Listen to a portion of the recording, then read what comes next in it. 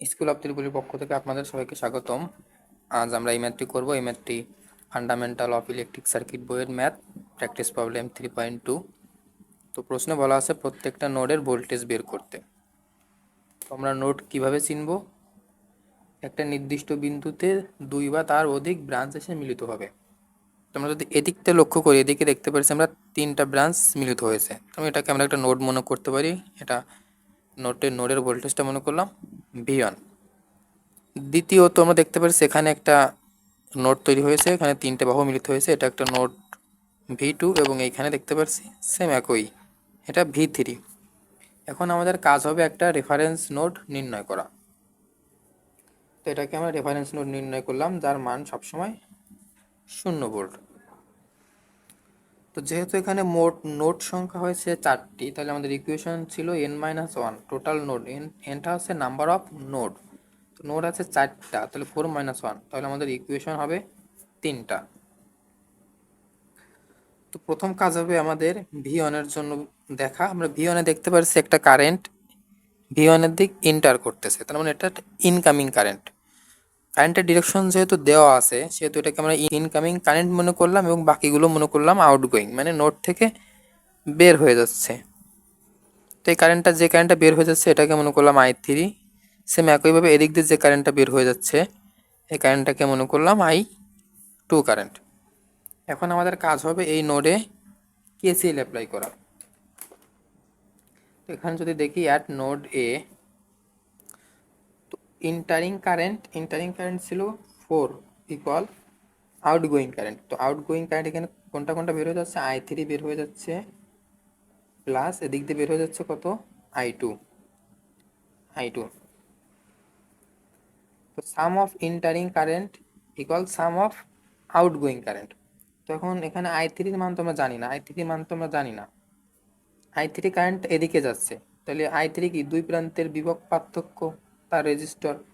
আমরা লিখতে পারি V1 minus V2 divided by resistor ছিল 3। সেম একইভাবে I2 এদিক দিয়ে যাচ্ছে, তাহলে এদিক দিয়ে ভোল্টেজ কত ছিল, V1 মাইনাস এদিক দিয়ে যাচ্ছে যাচ্ছে এইখানে এসে শেষ, তার মানে V3 ডিভাইডেড বাই রেজিস্টর ছিল 2 ওহম ইকুয়াল 4। তো এটাকে আমরা এভাবে লিখতে পারি V1/3 minus V2/3 plus V1/2 minus V3/2 equal 4। তো V1/3 মানে কি 1/3 V1 minus 1/3 V2 plus 1/2 V1 minus 1/2 V3 equal 4। তো জাস্ট এটাকে আমরা একটু সাজিয়ে লিখে নিব। তো দেখেন 1/3 V1 প্লাস 1/2 V1 করলে 5/6 V1 মাইনাস 1/3 V2 একই থাকবে এবং V3 একই থাকবে ইকুয়াল 4। তো এটা ছিল আমাদের 1 নং সমীকরণ। এখন আমরা V2 যদি দেখি, আমরা দেখি অ্যাট নোড V2 যদি কারেন্টের ডিরেকশন দেওয়া না থাকে, তাহলে মনে করব সবগুলো কারেন্ট নোড থেকে বের হয়ে যাচ্ছে। যেহেতু আমরা দেখতে পাচ্ছি এই 4Ix কারেন্টটা নোডের দিকে ইন্টার করতেছে, তার মানে এটা হবে ইনকামিং কারেন্ট এবং বাকিগুলো কারেন্ট মনে করলাম বের হয়ে যাচ্ছে। তো এদিক দিয়ে বের হয়ে যাচ্ছে কত, I2 অ্যাম্পিয়ার এবং এদিক দিয়ে বের হয়ে যাচ্ছে মনে করলাম I' অ্যাম্পিয়ার কারেন্ট। তোমরা এখন যদি কেসিএল অ্যাপ্লাই করে দিই, আমরা দেখতে পাচ্ছি 4 অ্যাম্পিয়ার কারেন্ট ইন্টার করতেছে, তার মানে 4Ix ইকুয়াল বের হয়ে যাচ্ছে কোন কোন কারেন্টটা, I2 প্লাস এদিক দিয়ে বের হয়ে যাচ্ছে কত, I'। তো এখন দেখেন 4Ixটা তো আমাদের আননোন, Ixটা কিন্তু আমরা জানি না। তো প্রশ্নে কিন্তু Ix এর একটা ডিরেকশন দেওয়া আছে, তার মানে প্রশ্নে Ix দেখতে পাচ্ছি আমরা এদিক দিয়ে প্রবাহিত হচ্ছে। এখানে যে ভোল্টেজটা ছিল V2 এবং এখানে ছিল 2 ওহম, এটা ছিল আমাদের রেফারেন্স 0 ভোল্ট এবং এদিক দিয়ে যাচ্ছে কি Ix কারেন্ট। তো Ix কারেন্ট আমরা কি লিখতে পারি, দুই প্রান্তের বিভব পার্থক্য, তাহলে V2 minus 0 divided by 2। Sorry, এখানে জাস্ট আমাদের একটু মিস্টেক হয়েছে, এখানে 2 ওহমের পরিবর্তে 4 ওহম হবে। এটাতে যে কারেন্ট প্রবাহিত হবে এটাই তো Ix কারেন্ট। তো Ix কি দুই প্রান্তের বিভব পার্থক্য, এখান থেকে শুরু হয়েছিল, এটা ছিল প্লাস এটা মাইনাস, তাহলে V2 মাইনাস এটা ছিল আমাদের রেফারেন্স 0 ভোল্ট ডিভাইডেড বাই তার রেজিস্টার 4। তাহলে আমরা লিখতে পারি 4 into V2 divided by 4 equal I2। তো I2 মানেই তো IX।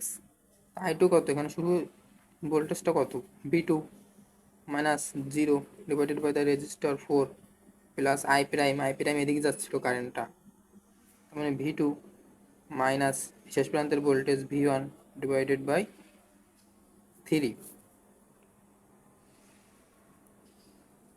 তো এটাকে আমি লিখতে পারি V2 divided by 4 plus V2 divided by 3 minus V1 divided by 3। এখন এই অংশটুকু আমরা ইকুয়ালের ওপাশে নিয়ে গেলে হয়ে যাবে minus 4V2 divided by 4 equal 0। তো এটা জাস্ট আমরা একটু সাজিয়ে লিখে নিয়েছি, -1/3 V1 মাইনাস 5/12 V2 ইকুয়াল 0। এখন আমাদের কাজ হবে নোট 3-র দিকে লক্ষ্য করা। নোট 3-তে আমরা দেখতে পাচ্ছি সবগুলো কারেন্ট বের হয়ে যাচ্ছে, সবগুলো। তারপর এদিক দিয়ে বের হয়ে যাচ্ছে I2 কারেন্ট, এদিক দিয়ে যাচ্ছে I6 কারেন্ট, এবং এদিক দিয়ে বের হচ্ছে I4X কারেন্টটা।